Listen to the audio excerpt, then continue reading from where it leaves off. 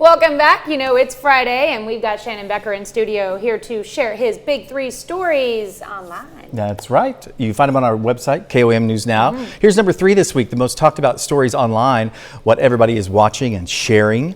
The Ottawa County Jail disturbance. It was the other night. About 5 inmates, as Sheriff Dean tells us, kind of were upset about a phone kiosk that was broke, and it was taking a little long to fix. And so then they stirred up one pod and stirred up another pod, another. So anyway, one person was injured, transported to an area hospital with just minor non-life-threatening injuries. And it was a big showing, though. A lot of people were wondering what was happening. I counted like there were 30 different vehicles there with lights and crime scene. At least like 8 or 9 different agencies. Yeah, oh yeah, there were so many. I tried to read them on every one of the vehicles, but it was a lot. But once again, nobody injured seriously, just minor injuries. Number 2 story, Joplin News First, KOM News Now. Baxter Springs, this was last Friday. Oh, it was so epic. Cool. It was super, super cool. It's an Air Force pilot. He's a native of Baxter Springs, and he got to fly over town. Took 2 sweeps. This is right down military. It was so cool because as I was filming this live, the shadow like went right over us. You could see it across the whole. It was really, really cool.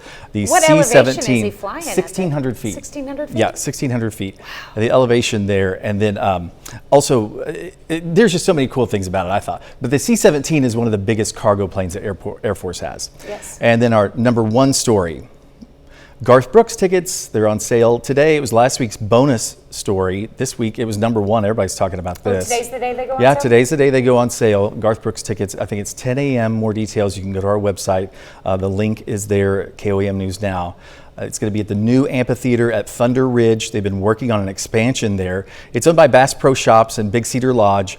And so the capacity there is going to be 50,000 now.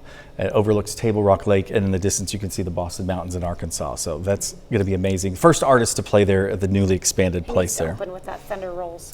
Oh, look at you. You should be in marketing. And then our bonus story of the week. An Ewart Park stabbing.